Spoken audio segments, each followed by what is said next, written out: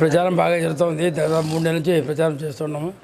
ఎక్కడ పోయినా ఒకటే ఫ్యాన్ గాలి, అంటే ఎటువంటి అనుమానం లేదు. ఎందుకంటే దాదాపు చూస్తున్నాం కదా, సంక్షేమ పథకాలు కూడా ప్రతి ఒక్కరి అంతా ఉన్నాయి. దాని అనుమానం లేదు. దాదాపు పథకాలు అందినట్టు ఇల్లు లేదు కాబట్టి వాళ్ళు ముఖ్యంగా లేడీస్లో ఏమందంటే జగనన్న మాకు సాయం చేసినాడు అని సాయం చేయాలని. ఎందుకంటే మొన్ననే పెన్షన్ చూస్తున్నారు, ఇది పోయి వేస్తే ఏమో చేయాలనుకుంటే ఏమో ఒకటి అయిపోయింది వాళ్ళకి. ఎందుకంటే ప్రతి ఒక్కరు కూడా ఒకటి కోరుకుంటారు, సంక్షేమం ఇంటికి ఎంత ఉన్నవి. ఎక్కడ కూడా కులం మతాలు కానీ పార్టీలకు అతీతంగా ప్రతి ఒక్కరికి అర్హత లేని ప్రతి ఒక్కరికి పథకాలు అందుతున్నాయి కాబట్టి అందరూ హ్యాపీగా ఉంటారు. దాంట్లో ఎటువంటి అనుమానం లేదు. అదేవిధంగా ఈ చంద్రబాబు నాయుడు గురించి చెప్పాలంటే 14 సంవత్సరాలు సీఎం ఉండి చేయలేని వ్యక్తి 2014లో 600 హామీలు ఇచ్చి ఏది కూడా అమలు చేయలేదన్న. రైతు రుణమాఫీ కానీ డ్వాక్రా రుణమాఫీ కానీ ఆడబిడ్డ 25,000 కానీ వాళ్ళకి సెల్ ఫోన్ ఇస్తామని కానీ ఎవరికి బంగారు లోన్ తీస్తామని కానీ బాబు జాబ్ అని కానీ బాబు జాబ్ అని కానీ నేను నిరుద్యోగ తీస్తాను కానీ ఒక్కరు కూడా అమలు చేయలేకపోతే జనాలు నమ్మడం లేదు. కాబట్టి జగన్మోహన్ రెడ్డి చెప్పింది చేస్తాడు. చేసి అడుగుతుంటే ఏమంటే వీళ్ళు లబ్ధి పొందిన ఒకటి ఏమన్నా వ్యక్తి జగన్మోహన్ రెడ్డి అయితే, చంద్రబాబు నాయుడు 14 ఏళ్ళు చేయకున్న వ్యక్తి ఇప్పుడు వస్తే చేస్తానని చెప్తారంటే కాబట్టి ఆయన నమ్మడం లేదు.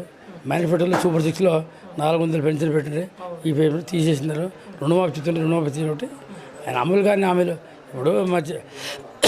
ఇప్పుడు జగన్మోహన్ రెడ్డికే 75,000 కోట్లు కావాలి ఈ సంక్షేమ పథకాల కోసం. అంటే ఇప్పటికే మనం కింద మీద పడి ఇస్తూ ఉన్నాడు.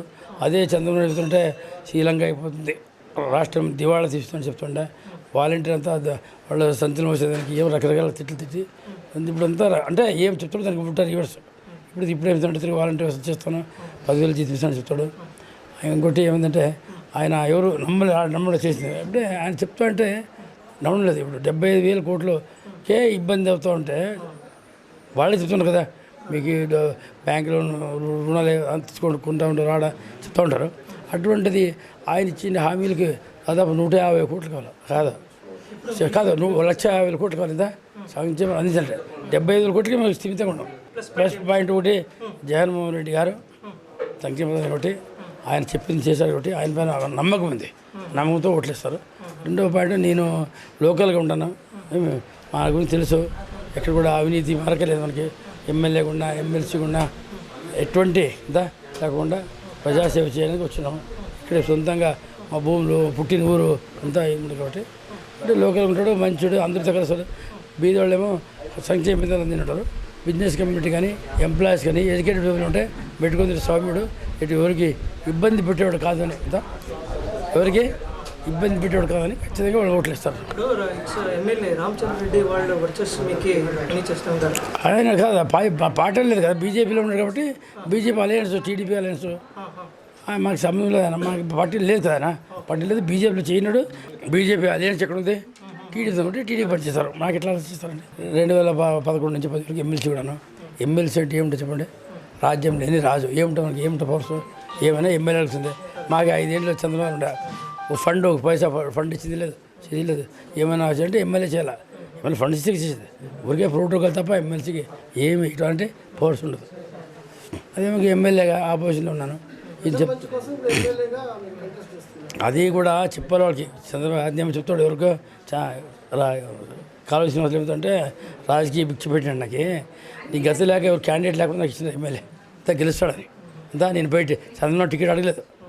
నేను ఎక్కడో కూర్చొని టికెట్ అడిగిన తర్వాత పిలిచి ఇచ్చినా కానీ టికెట్ అడగలేదు. ఇప్పుడు టీడీపీ వాళ్ళు చెప్తున్నారు మాఫియా సర్కార్ జరుగుతుంది. మాఫియా సర్కార్ అండి చెప్తారు కదా, మాఫియా సర్కార్ అని చెప్తున్నారు కరెక్ట్. అయ్యా మీకు సిగ్గు ఏమైనా ఉంటే, మర్యాద ఉంటే 170 సీట్లో 5 ఏళ్ళు మీరు పనిచేసింటే పందికొక్కులకు తినింటారు కదా. మీకు 23 సీట్లకు పంపించిందా, 23 సీట్లకు పంపించిందంటే పందికొక్కులు మీద తింటారు. దానికోసం ఇంటికి పంపించండి అంతే కదా. మా ప్రభుత్వం కాదు, ఖచ్చితంగా గవర్నమెంట్ నమ్మకం ఉంది. ఎందుకంటే మొన్ననే ఇండియా టుడే సర్వేలో 16% లేడీస్ మాకు సపోర్ట్ ఉన్నారు అడిషనల్గా. కాబట్టి ఖచ్చితంగా గెలుస్తున్నారు. ఎటువంటి ఏం కాంగ్రెస్ ఆ గ్యారంటీస్ ఆడ ఎత్తిపోయింది చూడాడా, కర్ణాటకలో ఎత్తిపోయింది. అట్లా అవన్నీ హామీలు కాదు. మన బడ్జెట్ ఉండాలా, బడ్జెట్ ప్రకారం పోవాలా. బడ్జెట్ లేకుండా చేస్తే ఎలక్షన్ టైం చేసి అమ్మటే ఇబ్బంది పడతారు.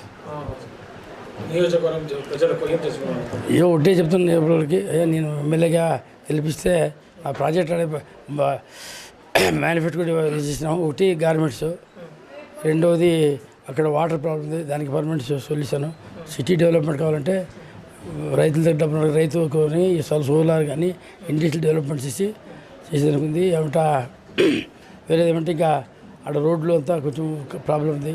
మున్సిపాలిటీలో డ్రైనేజ్ ప్రాబ్లం ఉంది, రోడ్స్ లేబట్టి దాదాపు 20 కోట్లు జీవో కూడా వచ్చింది గవర్నమెంట్ నుంచి. కాబట్టి రోడ్లు డ్రైన్ చేపించి 15 కోట్లు ఆల్రెడీ శాంక్షన్ పెట్టినకి రోడ్స్కి వస్తున్నాయి.